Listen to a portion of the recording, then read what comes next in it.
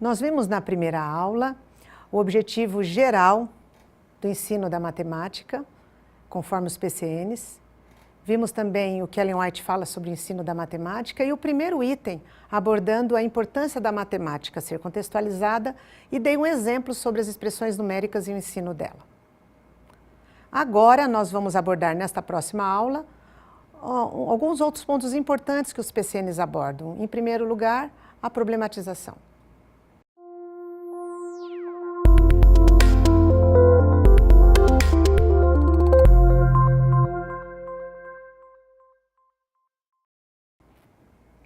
Bom, o segundo item para que a matemática seja matemática prazerosa, gostosa, que os alunos se desenvolvam e sejam cidadãos realmente efetivos na sociedade em que vivem, o ponto de partida deve ser o desenvolvimento de uma habilidade, mas com uma situação desafiadora. Você quer desenvolver algumas habilidades matemáticas, mas o que deve partir é uma situação problema. Essa situação problema pode ser das mais variadas maneiras. Eu estou lembrando agora de uma que talvez, se ela for começar a tua aula, pode ser que ela se torne difícil, mas depois que você ensina máximo divisor comum, por exemplo, aí você pode utilizar a razão de você saber esse conceito no dia a dia e como observá-lo, essa prática desse conceito no dia a dia, né? Eu quero ir até aqui a lousa, aqui, ó. Eu vou dar um exemplo para vocês de como a gente pode problematizar o ensino do máximo divisor comum a partir de uma situação real. Vamos imaginar que você vai construir sua casa, você não tem todo o dinheiro que você gostaria, nem todo o tempo que você gostaria. Você precisa fazer em menos tempo. E você vai ladrilhar sua cozinha, seu banheiro, e você não quer repartir as lajotas, porque isso demora, né, mais tempo, e isso também perde. Ao você cortar a lajota, você pode perder algumas. O que o máximo divisor comum tem a ver com essa situação? Eles, alunos, aprenderam o máximo divisor comum. Eu acredito que esse problema, se você der inicialmente, pode ser um pouquinho mais difícil. Talvez você possa desafiá-los e ver o que acontece, se não, pelo menos, quando você ensinar o conceito, você traga esse problema para eles começarem a relacionar o conceito aprendido com a situação real vivenciada. E aí, a situação, vamos supor, é o piso de um banheiro e o piso mede 2,10 por 1,80. E aí, o que você pode perguntar aos alunos? Qual é o maior pedacinho que você pode dividir isto, o maior, ao mesmo tempo é o maior aqui e que é o maior aqui. Quer dizer, que não sobre nenhum pedacinho, quer dizer, a divisão tem que ser o quê? Exata. E aí eles começam a quebrar a cabeça. 2,10, né? E 180. Qual que é o maior número que o maior divisor que você ao mesmo tempo pode dividir, né? Não é bem dividir, porque aqui está trabalhando o conceito de divisão, mas de medida, que nós vamos ver mais à frente, que agora é simplesmente uma introdução. Qual é o maior espaço que ao mesmo tempo, que divide esse número, ao mesmo tempo divide esse? Você fazendo os cálculos, você descobre que essa lajota, para que não sobre nem um pedacinho aqui, nem um pedacinho aqui, se você dividir esse número por 30 e esse número por 30, que é achar o máximo divisor comum entre os dois, você vai ver que você vai achar o quê? 30.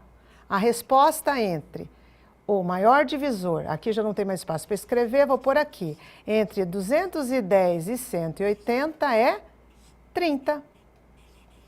Isso quer dizer que a lajota que você vai comprar tem que ter 30 por 30 para que ela encaixe certinho aqui e certinho aqui. Será que da próxima vez, você sabendo isso, ao você for construir a sua casa, ao você estabelecer as paredes do banheiro, do chão, da cozinha, você não pode dar uma estendidinha ou uma ampliada, uma estendida, uma ampliada ou uma recuada nos centímetros, para que realmente você não precise cortar as suas lajotas e economizar tempo e dinheiro? Então aqui fica um exemplo, né, para você.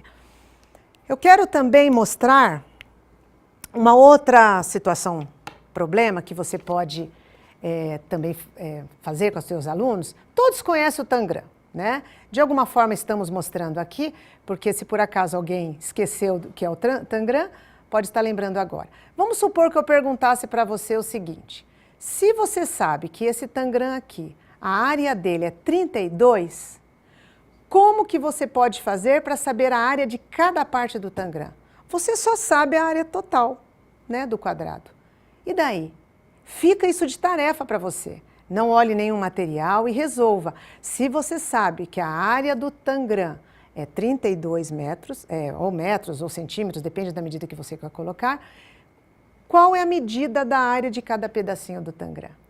Fica aí o desafio. Sua aula pode começar, dependendo do conteúdo que você for ensinar, pode ser dobro, pode ser divisão em 2, pode ser área, pode começar por esse desafio matemático, né? Bom, nós vimos então que na matemática sempre você deve começar por uma resolução de problema, um problema desafiador. Por que isso? Qual a razão disso? Se você faz isso, o aluno constrói um conhecimento significativo. Você viu no exemplo que eu dei das expressões numéricas? Aquilo ficou significativo, o aluno vai aprender com muito mais facilidade. Não são números, parênteses e colchetes que não lhe fala nada, não lhe toca em nada. Favorece a aprendizagem dos conceitos envolvidos, porque tem significado com a sua vida, o dia a dia, as questões que ele lida. Exercita sua mente, realizando várias operações mentais, porque também, ao ele realizar o problema, nós vamos ver numa das aulas, ele vai desenvolver estratégia própria, ele vai buscar o caminho, não tem um padrão X para fazer daquela forma, o problema tem várias formas de ser feito, e assim ele vai exercer a sua mente a realizar várias operações mentais. Como essa metodologia modifica os conceitos de avaliação? Será que se eu sigo a metodologia da problematização, eu também mudo na minha forma de avaliar? Com certeza, vamos ver?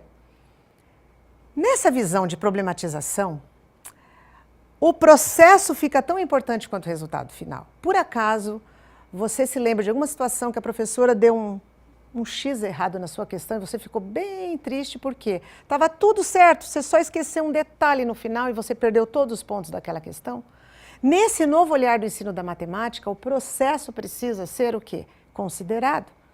Só que agora, você pode fazer uma pergunta.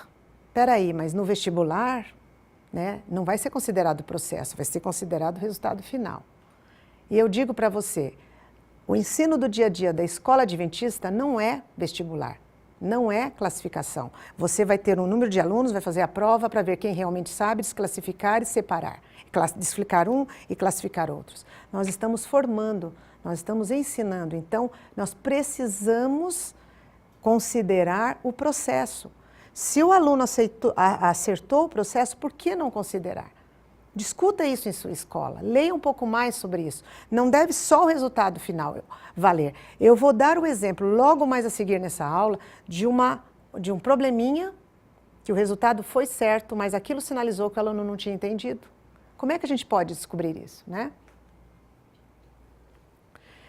Nessa visão do ensino da matemática, orientada até pelos PCNs, a gente precisa valorizar o conhecimento que o aluno tem, em vez de ficar cobrando conhecimento isolado e enfatizar a mecanização sem compreensão. Precisamos enfatizar a compreensão. Para isso, o olhar que eu tenho ao erro do aluno precisa ser considerado. O errou? Errou? Por quê? Qual o caminho que ele percorreu? E nós vamos voltar isso mais à frente. A aprendizagem acontece num ambiente colaborativo. O aluno resolveu de um jeito o problema, o outro resolveu de outro jeito, mas estas formas de resolver os problemas serão socializadas. O aluno vem à lousa, à frente, conta o seu jeito de resolver o problema, o outro conta o jeito que fez. Nem sempre existe um mais certo que o outro. Às vezes existe um caminho mais longo, um mais curto, desde que o resultado seja aquele resultado esperado. Mas você sabia que tem problemas que têm mais de uma resposta? Tem. Se você põe quais são as formas diferentes de formar o número o total de R$25. 25 você pode fazer com o quê? Com 2 notas de 10 e uma de 5, 2 de 10 e 5 de 1, 4 de 5 e 5 de 5. Então, esse problema tem muitas respostas. Existem problemas que têm mais de uma resposta, problemas que têm uma única resposta e tem até problemas sem solução. Nós vamos ver isso mais à frente. A aprendizagem também tem que acontecer num ambiente de colaboração, não só os alunos dando as suas contribuições, mas também um ajudando o outro, auxiliando e respeitando também o seu jeito de fazer e de resolver o problema. Cada um tem a oportunidade de expor para a turma o seu jeito de fazer. Bom, aqui eu trouxe como exemplo um problema matemático para vocês olharem a forma como os dois alunos pensaram. É um problema que tem duas soluções diferentes. A galinha vermelha precisou de 5 dias para botar 10 ovos. Na sua opinião, quantos ovos ela botou por dia? Deve ser um problema para a educação infantil ou primeiro ano? Não sei se a professora que escreveu, explicando o jeito que o aluno falou, ou é a letrinha dele. Eu acho que é a letra da professora, explicando a forma como ele descobriu ali, porque ele falou, ela registrou. Olha como esse aluno fez. Bem padrão, né? Primeiro dia 2, 2, 2, 2, 2.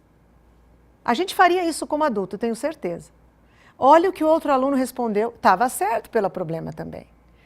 A galinha vermelha precisou de 5 dias para botar 10 ovos. Na sua opinião, quantos ovos ela botou por dia? Ele fez. Primeiro dia ela botou 2, no segundo dia 3, no terceiro dia 3, nos últimos 2 dias botou 1. Está certo também? Está certo. Mas o jeito que resolveu o problema, resolveu de forma diferente, né?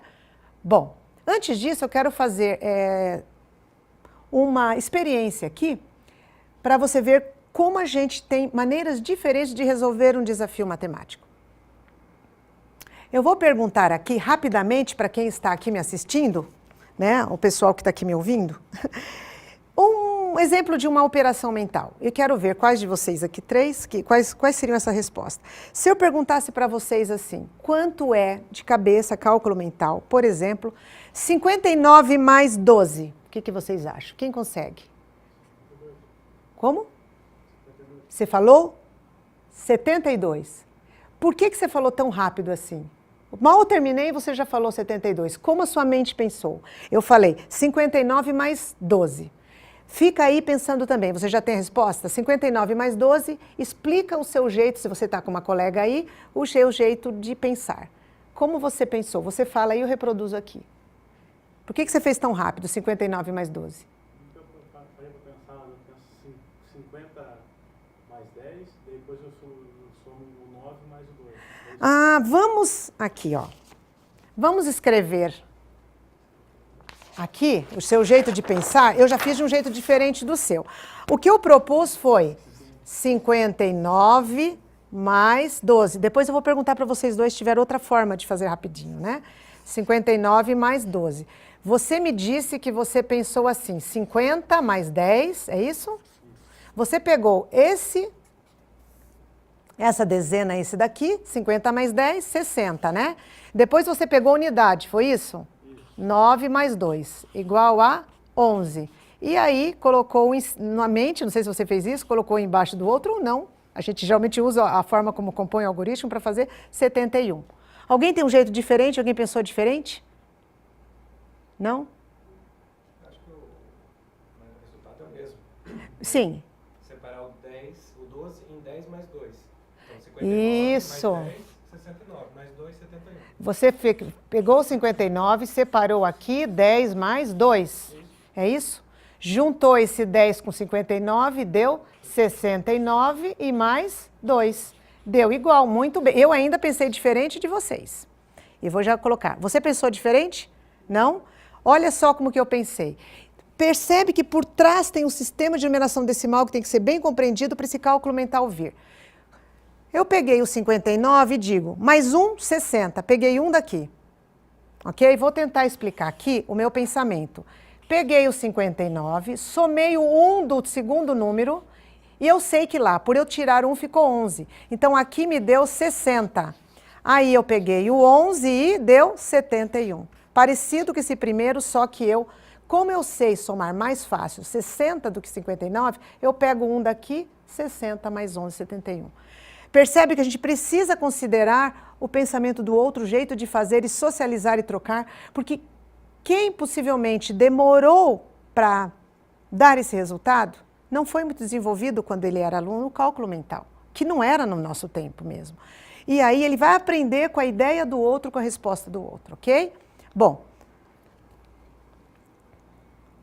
até agora nós vimos a importância de considerarmos a opinião do outro, o jeito de fazer, e agora, na próxima aula, nós vamos para a parte final, nós vamos ver como que o erro pode ser trabalhado.